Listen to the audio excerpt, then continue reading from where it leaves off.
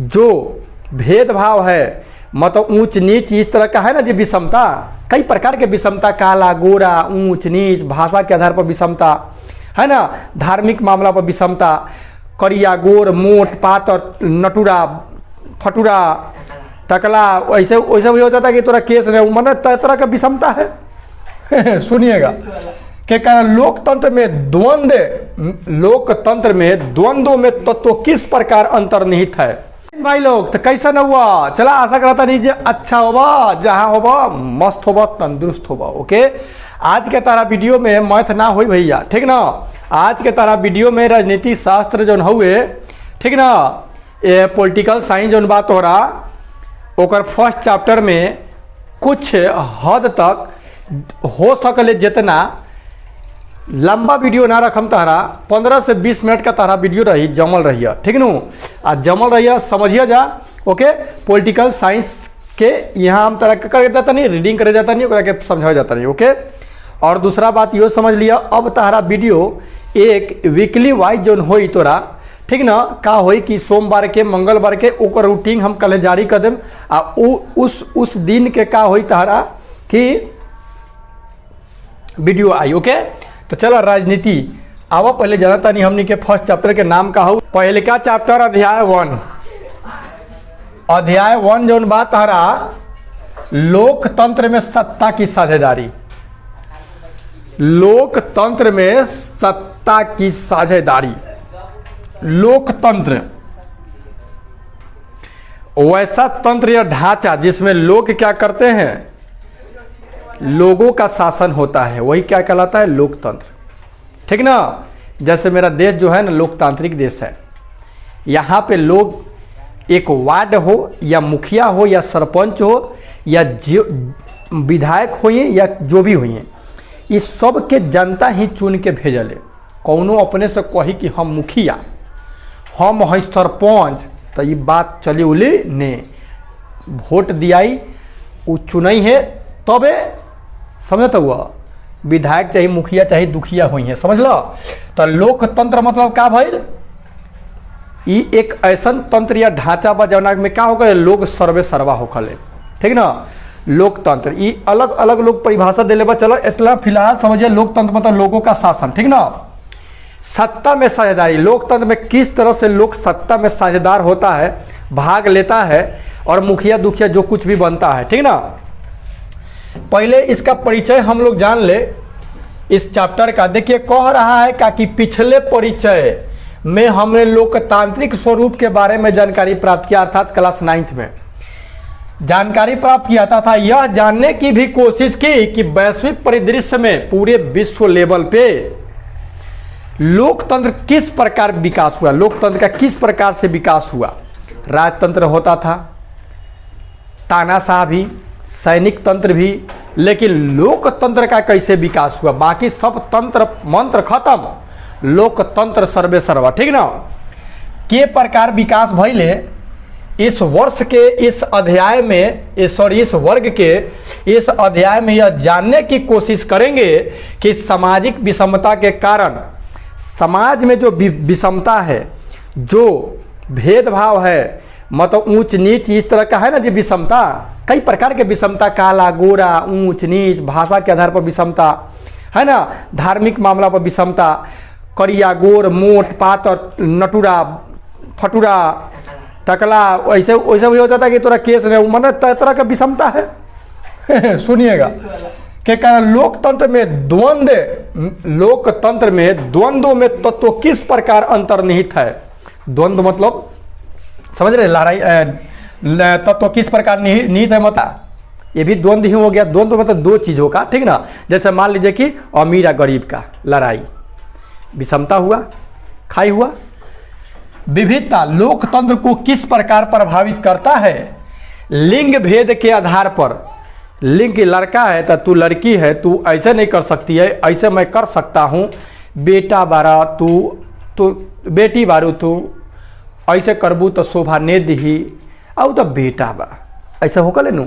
लिंग के आधार पर भेदभाव, लोकतांत्रिक व्यवहार किस प्रकार परिवर्तित होता है। इस अध्याय में हम यह भी देखेंगे कि किस तरह लोकतंत्र सारी सामाजिक विभिन्नताओं विभिन्नताओं, अंतरों और असमानताओं के बीच सामंजस्य बैठाकर उनका सर्वमान्य समाधान देने की कोशिश करता है।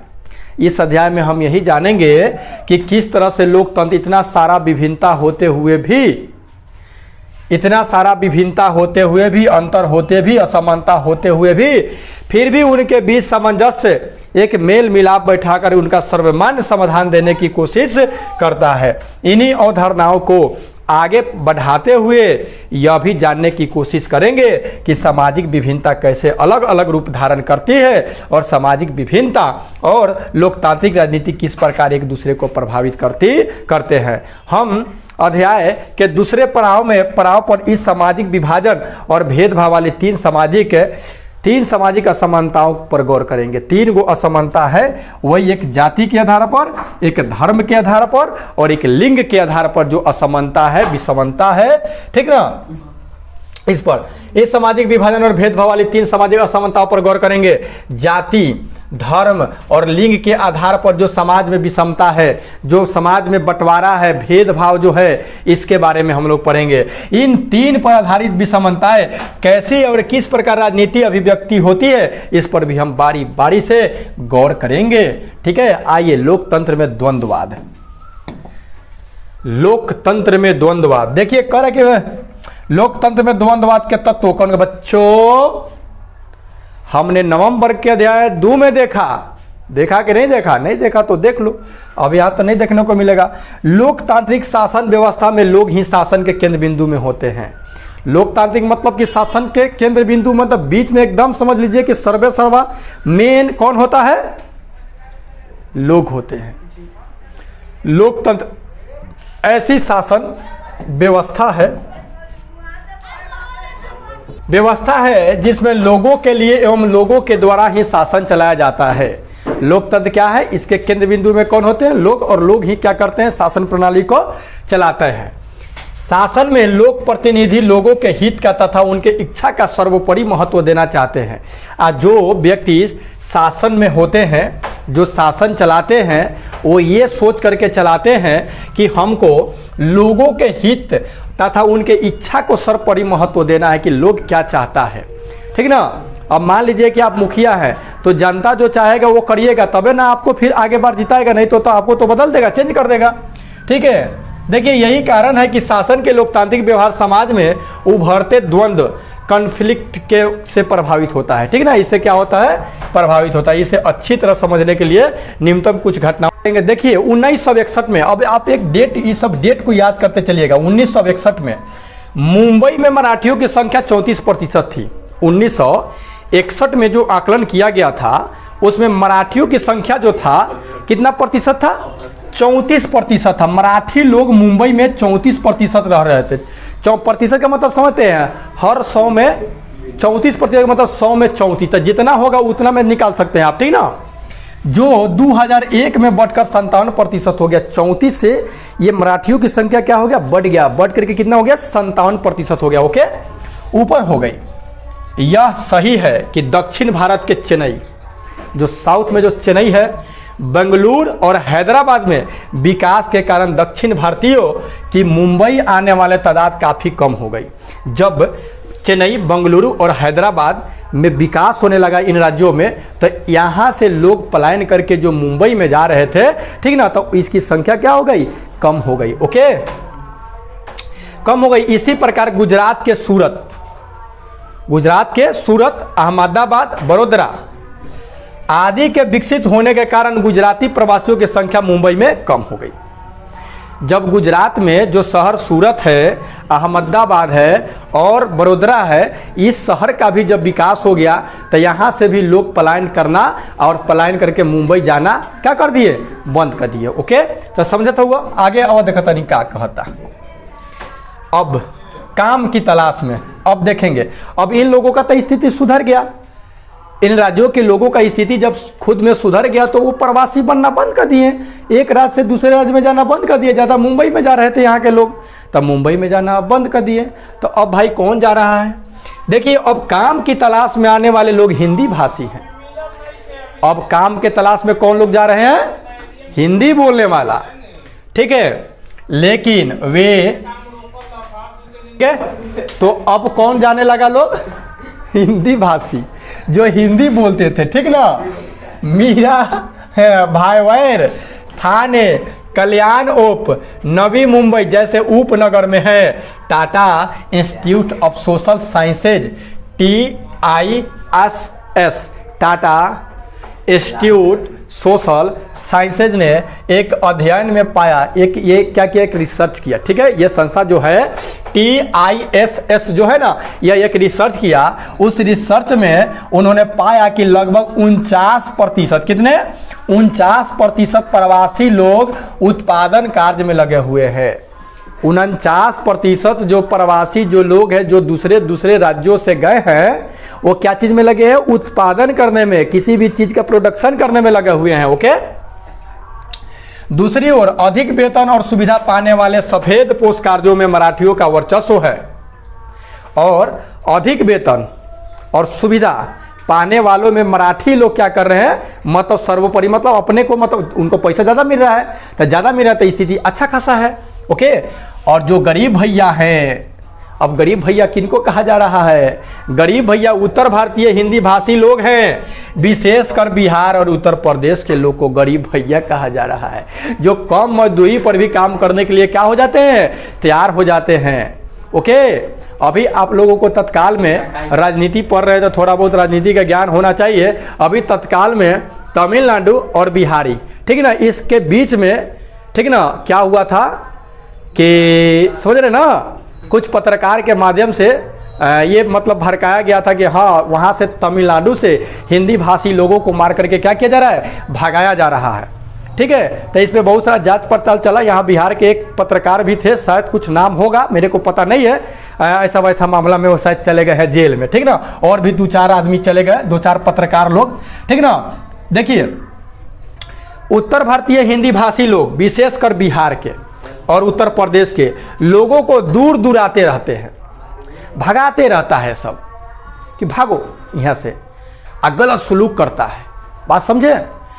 जबकि यही गरीब भैया उत्तर भारतीय लोग मुंबई में छोटे छोटे रोजगार के जरिए अपना जीवन यापन तो करते ही हैं, वे वहाँ के मूल निवासियों को अलग अलग तरीके में अपनी सस्ती सेवाएं भी उपलब्ध कराते हैं। देखिए, हमारे देश में एक एकदम कड़वा सच्चाई ये है कि जो व्यक्ति कचरा को साफ करता है ना, लोग उनसे घृणा करते हैं, और जो व्यक्ति कचरा लगाते हैं वो अपने को बहुत बड़ा आदमी समझते हैं।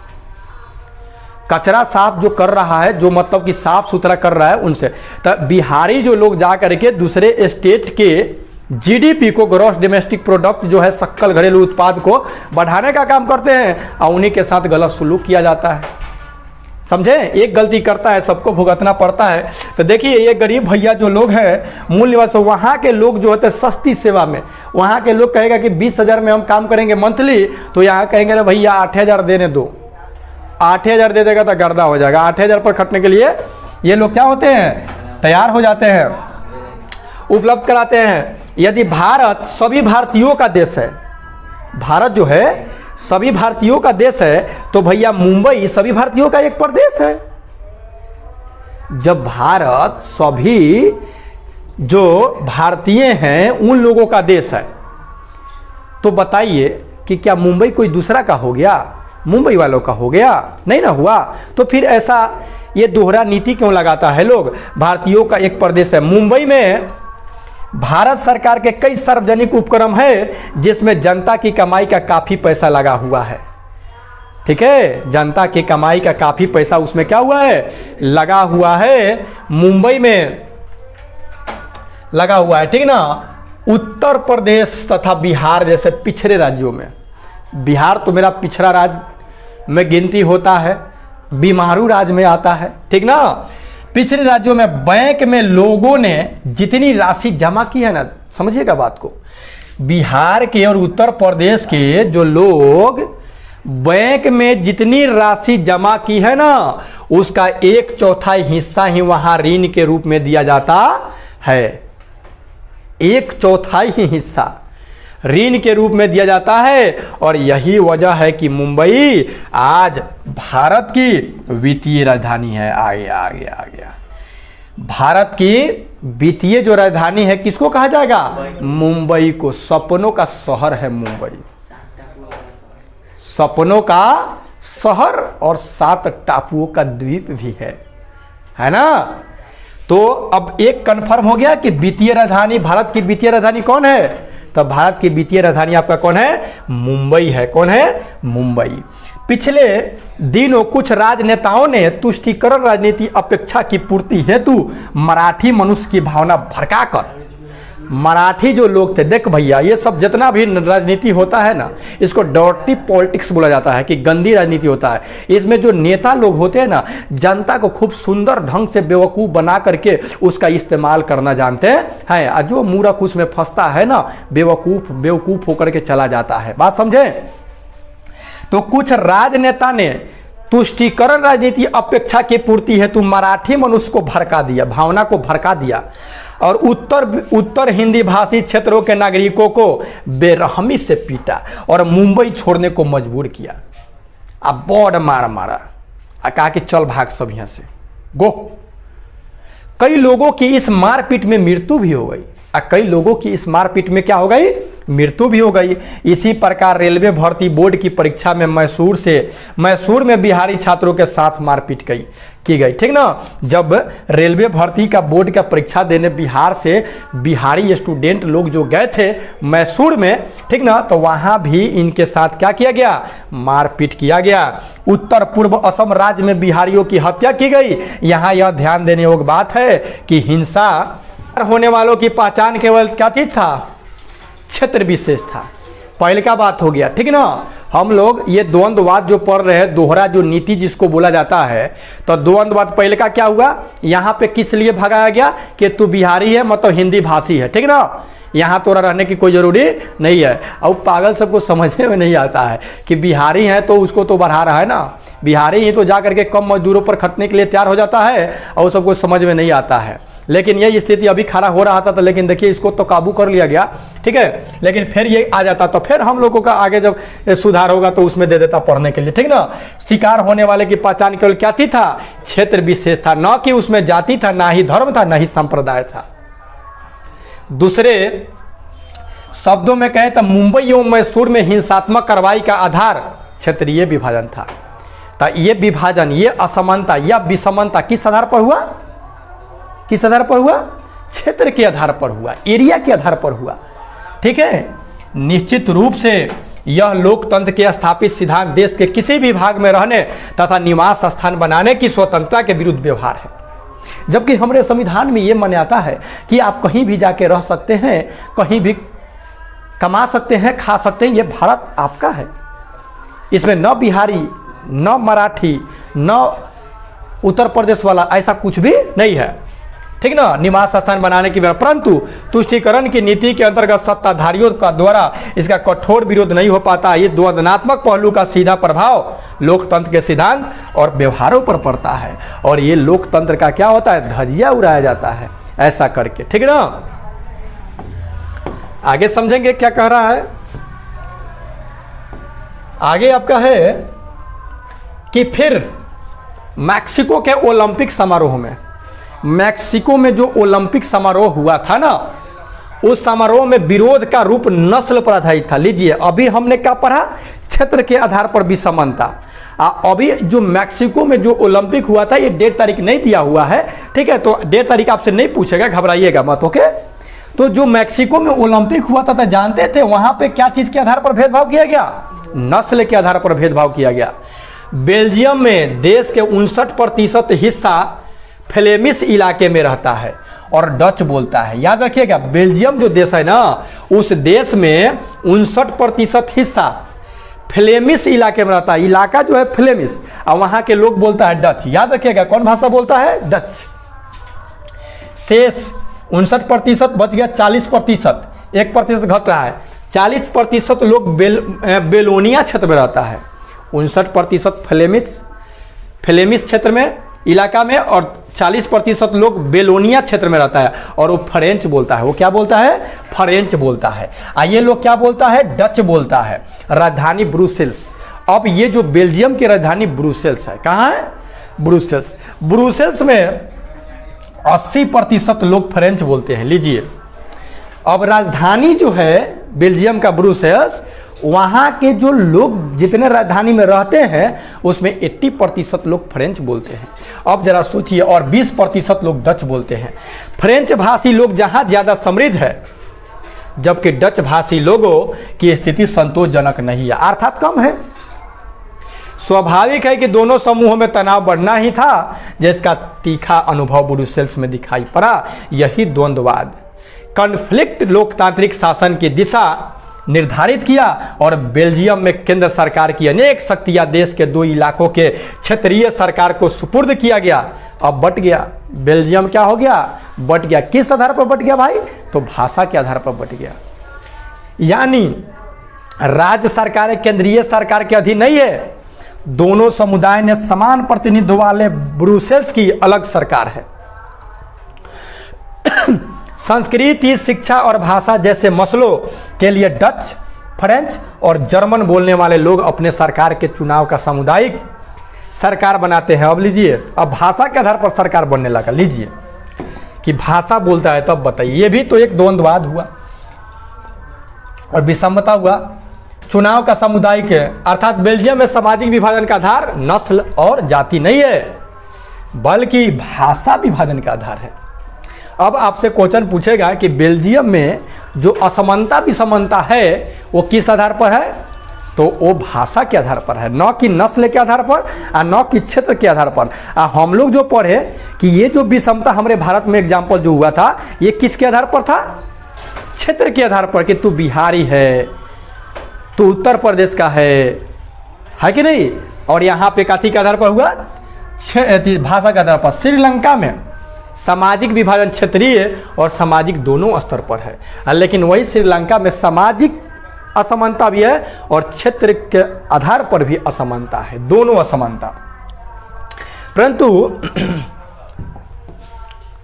परंतु ठीक इसके विपरीत भारत में सामाजिक विभाजन बहुत ही जटिल है। भैया, वहां तक दो ये को दिखाई दिया है, भाषा दिखाई दिया है, नस्ल दिखाई दिया, और यहाँ पे जानते हैं ये जो विषमता असमानता है ना, कूट कूट के भरा हुआ है।